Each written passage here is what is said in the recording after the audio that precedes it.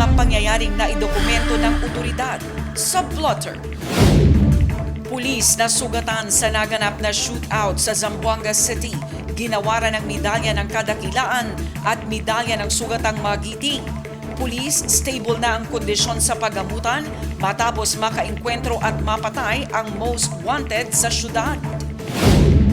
4 patay, 2 sugatan matapos mabangga ng isang van ang isa pang van sa Davao Digos Road, 4 ng Enero. Driver na nakabangga, kakasuhan.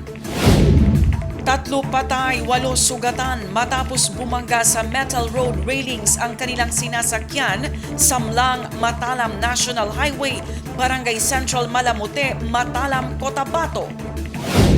43 anyos na suspect sa isang shooting incident sa Makabual, Tugunan, SGA, patay matapos umano manlaban sa otoridad. Detachment ng pulis sa Galakid, Pagalungan, Maguindanao del Sur, hinagisa ng granada. Isang granada sumabog sa labas ng detachment, isa hindi sumabog, natagpuan sa loob ng detachment. Mahigit 100 smugglers arestado ng PNP Pro 12. Mahigit 53 million pesos na smuggled cigarettes na kumpiska sa 247 coordinated operations sa SOC Sargen. Mahigit 60 million illegal drugs na kumpiska ng PNP Pro 12 sa taong 2024. 122 suspects arestado sa 1,122 na anti-illegal drug operations. Mga pulis ng Cotabato City PNP sumailalim sa random drug testing ngayong araw na pinangunahan mismo ni CCPO Director Police Colonel Jibin Bungkayaw.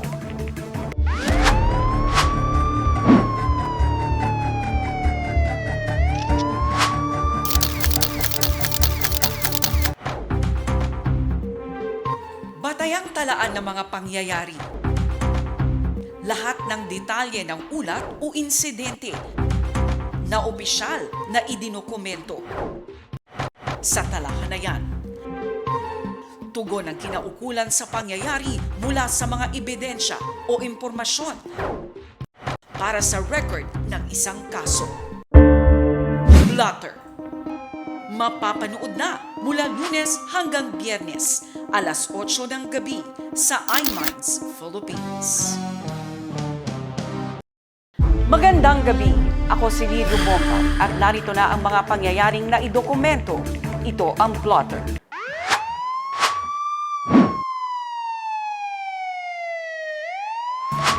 Ginawaran ng medalya ng kadakilaan at medalya ng sugatang magiting si Police Senior Master Sergeant Ryan Mariano, ang pulis na binaril ng riding in tandem suspects sa Barangay Ayala, Zamboanga City, kung saan nauwi sa shootout ang pamamaril matapos gumanti ng putok ang pulis at napatay ang 2 suspect. Nasa stable na kondisyon na rin ang pulis sa paggamutan.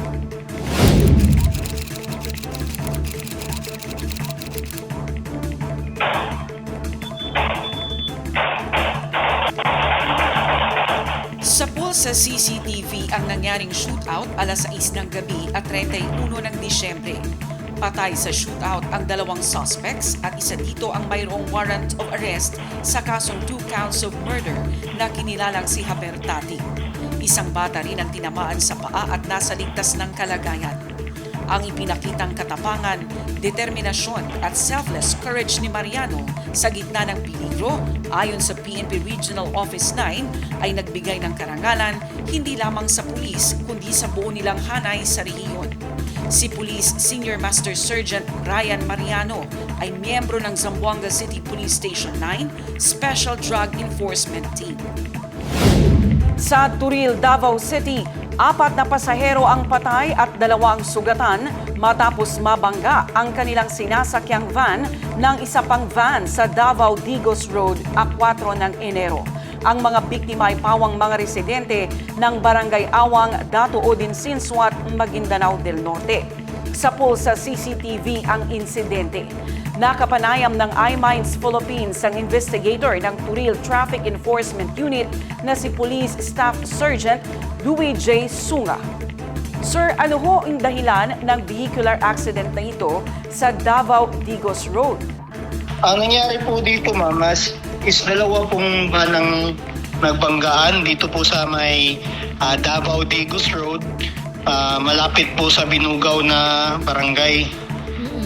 Nangyari po is ang puting van po is galing po siya sa Davao direction while yung metallic na gray na van po is galing po sa Digos na direction. Tapos nangyari po is malapit po sa barangay Binugaw na gym is yung metallic gray na van is na lose control po niya yung kanyang manubela at pumunta po siya sa lane of travel ng puting van. At doon po yung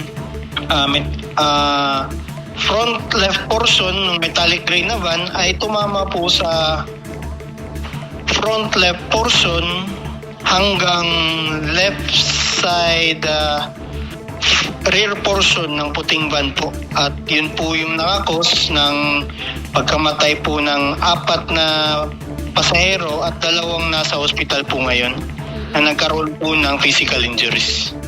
Magkakapamilya po ba itong mga biktima? Yung 4 po identified po sila as Remy Centena, Edna Centena, Mary Joy Lastimoso at isang Charlene Altimo po. According po sa ating investigation, yung si Remy at saka Edna Centena po ay mag-asawa po, habang yung si Mary Joy Lastimoso po ay asawa po ng driver ng puting van. Tapos si Charlene Altimo po ay trabahante po ng mag-asawa sa kanilang negosyo po. Ano na ho ang estado ng inyong investigasyon sa aksidente? Yung gagawin po namin ngayon, because ang pamilya po ay gustong mag-file ng case, piniprepare po natin ngayon yung mga papers na kailangan para po ma-file natin yung case tomorrow morning po ng Monday. Kasi wala pong court ngayong Sunday po. Nasaan na ho ngayon ang driver ng van na nakabangga dito sa isa pang van? Yes, yung 2 driver po ay andito po sa custody ng Traffic Enforcement Unit po. At nandito po sila naka-hold at sila pong 2 yung ipapailan po ng case sa court. Maraming salamat, Police Staff Sergeant Louis J. Sunga. Sa Matalam, Cotabato, 3 ang patay at 8 ang sugatan matapos bumangga sa metal road railings ang isang multi-cab sa Mlang Matalam National Highway, Matalam, Cotabato.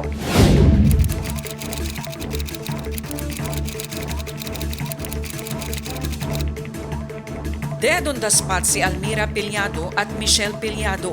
Binawian naman ng buhay sa paggamutan si Elizabeth Garbosa, habang sugatan ang sundalo na si Dennis Pilyado at 7 iba pa nang bumangga sa railings ng daan ang kanilang sinasakyang multicab a 1 ng Enero 2025 sa National Highway ng Barangay Central Malamute, Matalam, Cotabato. Minamaneho ni Dennis Pilyado ang sasakyan nang mangyari ang insidente. Mula sa Malamuti ang mga biktima at patungo ng President Rojas nang mawala umano ng control ang driver at bumangga ang sasakyan. Rumisponde sa pinangyarihan ng aksidente ang Municipal Disaster Risk Reduction and Management Office. Dinala sa Mlang District Hospital at Amas Provincial Hospital ang mga biktima. Allegedly, basa yung daan at dumulas yung kanilang tire kung saan hindi po ito na-control ng hati ng kanilang driver at sumalpok po sila sa steel railings sa tabi ng daan kung saan po ito po ang naging dahilan na yung 2 sakay po ay agarang namatay at yung iba naman po ay dinala sa ospital kung saan yung isa po ay kailangan pa pong dadalhin yan sa lugar ninyo sa Cotabato Regional and Medical Center. Ngunit habang ginagamot po ito din po ay binawian ng buhay po. Ang dead on the spot po is 2. Itong si Almira Pilyado, asawa po ng driver, at si Michelle Pilyado, Yung isa po na dinala niyang sa Cotabato ay si Elizabeth Garbosa at ito din po ay pumanaw while ongoing treatment po. Nasawi naman ang 43 anyos na suspect na kinilalang si Ali Ismael, residente ng Sitio Menel, Simoni Old Cabacan, SGA BARMM, matapos umanong manlaban sa otoridad.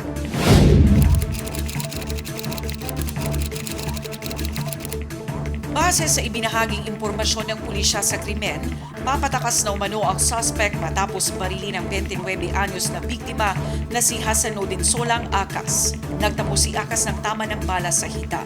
Ayon sa otoridad, binaril din umano ng suspect ang 47 anyos na si Delna Yamal Akas pero hindi ito tinamaan. Naispatan ito ng otoridad sa daan matapos ang pamamaril. Pinaputukan umano ng suspect ang rumesponding mga pulis kaya gumanti ng putok ang responding team. Dinala pa sa pagamutan ng suspect pero ayon sa otoridad, diniklara itong dead on arrival sa ospital ng kanyang attending physician. Na-recover ng otoridad sa crime scene ang isang caliber .45 pistol at mga bala. Ang dalawang magkapatid or magpipinsan ay while gumagawa sila ng kanilang comfort room, CR, biglang dumating itong suspect at pinagbabaril itong ating mga biktima. Ngunit ang isang biktima po ay nakaiwas at ang isa po ay tinamaan lamang sa kanyang paa, sa kanyang dito banda sa kanyang legs. At naitawag naman ito kaagad sa ating kapulisan at nag-conduct sila ng hot pursuit operation. Yun na nga po, nung inapunta nila itong suspect, naglaban po ito kung saan kaya napilitan po ang ating kapulisan, ating responding team na magpaputok po laban sa kanya kung kaya ito ay namatay po. Sa Pagalungan, Maguindanao del Sur, tukoy na ng otoridad ang grupo na nasa likod ng pangahagis ng granada sa detachment ng 4th Maneuver Platoon, 2nd Provincial Mobile Force Company sa Barangay Galaki, Pagalungan, Maguindanao del Sur.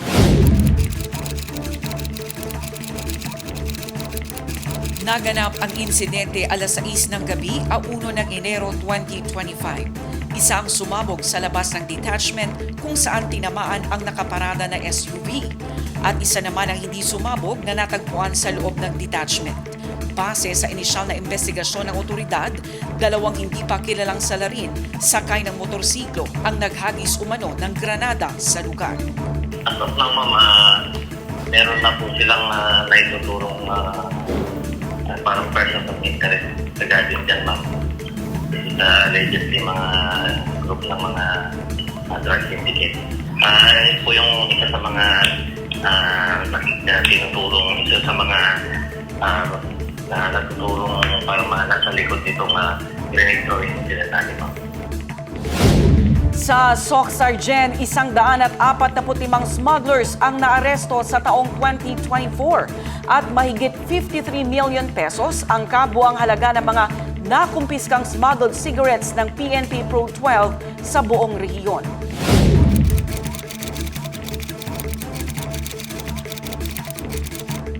Sa record ng Police Regional Office 12, ang halagang ito ng mga ipinuslit na sigarilyo ay mula sa 247 coordinated operations na ikinasa ng Pro 12 kung saan nagtala ng 110,390 reams ng smuggled cigarettes ang na-recover ng otoridad sa mga operasyon. Pinuri naman ni Pro 12 Officer in Charge, Police Brigadier General Arnold Ardiente, ang accomplishments ng kanilang pamunuan. Sa SOC Sergeant pa rin, 60,506,264 pesos na halaga ng iligal na droga ang nakumpiska ng PNP Pro 12 sa taong 2024 mula sa 8,897.98 na kabuang gramo ng illegal drugs.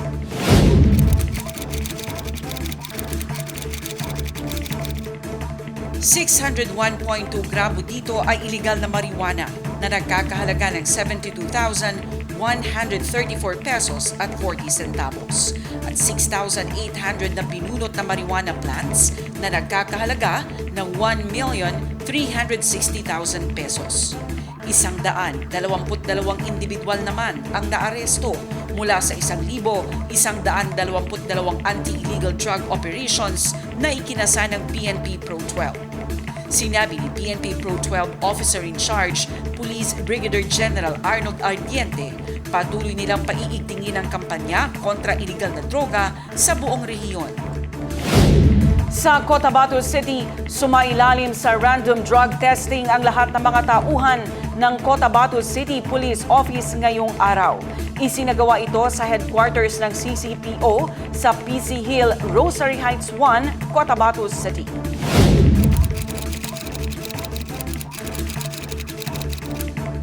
Pinangunahan nito ni Police Colonel Jibin Bungkayaw, ang director ng CCPO. Ang hakbang ay bahagi ng pagpapanatili ng isang drug-free workplace at pagtataguyod ng disiplina at profesionalismo. Layunin din ito na matiyak na magampanan ng mga pulis ang kanilang tungkulin ng maayos sa isang lugar o opisina alinsunod sa pulisiya ng hanay at batas. 250 police recruits ang formal nang nanumpa bilang mga bagong miyembro ng Police Regional Office Bar sa isinagawang Attrition Recruitment Program Ceremony sa Camp General Salipada, Cape Pendatun sa bayan ng Parang, Maguindanao del Norte.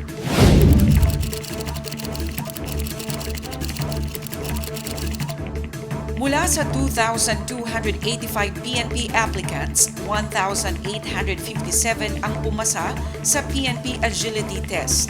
Matapos ang ranking, 500 ang nagpatuloy sa iba pang pagsusuri at matapos ang evaluations, 381 ang pumasa sa neuropsychiatric examinations. Sa bilang na ito, 337 ang umabot sa clearing medical assessments at 250 ang umabot sa approved quota requirements. Sa 250 na bagong police recruits, 215 ang lalaki at 35 ang babae. Matapos ang oath-taking, sasailalim ang mga ito sa 6 na buwang pagsasanay sa BARM Regional Training Center sa Camp Brigadier Salipada, Cape Pendatun, Parang, Maguindanao del Norte. At yan ang mga pangyayaring naidokumento ng iMinds Philippines sa programang Plotter. Ako si Livio Bompat. Maraming salamat. Magandang gabi.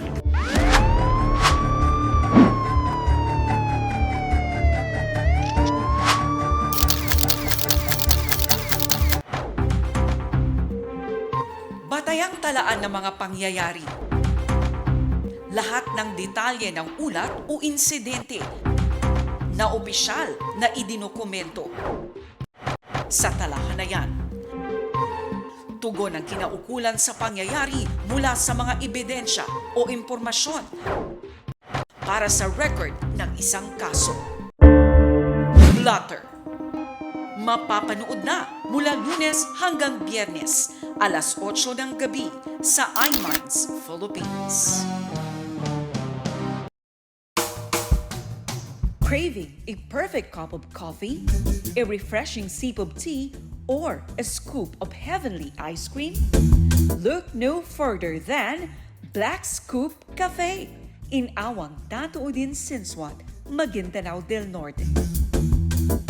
Our exclusive drinks are expertly crafted to leave a distinct mark of quality in your mind. With a passion for branding, we put our heart into every detail, ensuring an unforgettable experience for you. Indulge your senses and elevate your taste buds with our wide selection of artisanal coffee, exquisite tea blends, and irresistible ice cream creations. Every sip and scoop is a masterpiece, handcrafted to perfection using the finest ingredients. At Black Scoop Cafe, we're passionate about bringing you the best of the best.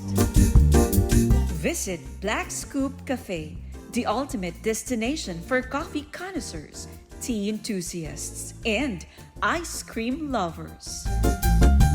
Find us in Awang Tatuodin Sinswat, Maguindanao del Norte. And experience the joy of exceptional flavors that will leave you craving for more.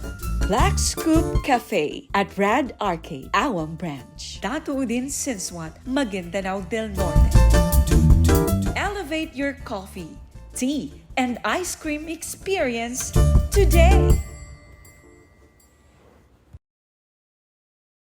Treat yourself to a guilt-free indulgence, the healthiest, the most innovative, and delectable avocado treats from Avocadoria. Now swirling in Cotabato City. Try their best-seller Avocado Lover.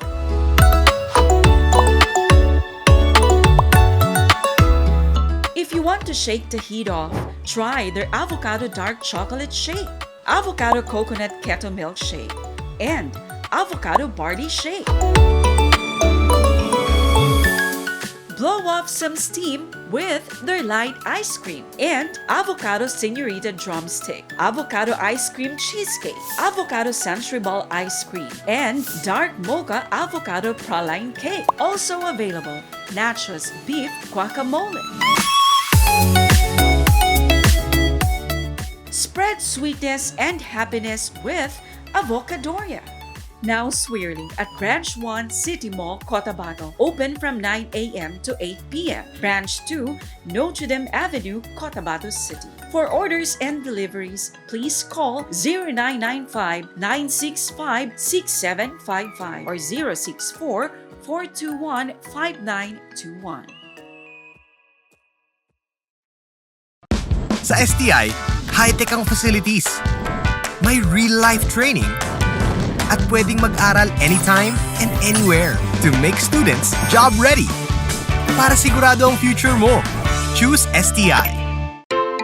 A healthy living starts with healthier teeth. And Happy Teeth Dental Clinic is happy to serve you. They offer dental consultation, oral prophylaxis or cleaning, fluoride application, tooth restoration or pasta, diastema closure, veneers, tooth extraction, third molar surgery or odontectomy. Well, worry no more of your denture because they also offer plastic denture, Flexit, casted glass, metal framework, porcelain fixed denture, E-Max crowns, and zirconia crowns. For other services, they also offer root canal treatment, periapical x-ray, bleaching, whitening, conventional orthodontic, self-ligating orthodontic, ceramic orthodontic, myofunctional orthodontic, conventional retainers, lingual retainer, mouth guard, space maintainer, palatal expander, and inclined plane. Visit Happy Teeth Dental Clinic at their maternity branch, Cotabato Puriculture Center, and General Hospital Foundation, Don Rufino Alonso Street, Cotabato City, and at their Almonte branch, Unit 1, 2nd floor, H&J Building, Almonte Street, Cotabato City. For appointments or consultations, you may call or text 0926-2364862 Maternity Branch or 0936-9569-694 Almonte Branch. See miracle in life every day. Smile. Don't forget, healthy teeth, happy teeth. Visit Happy Teeth Dental Clinic now.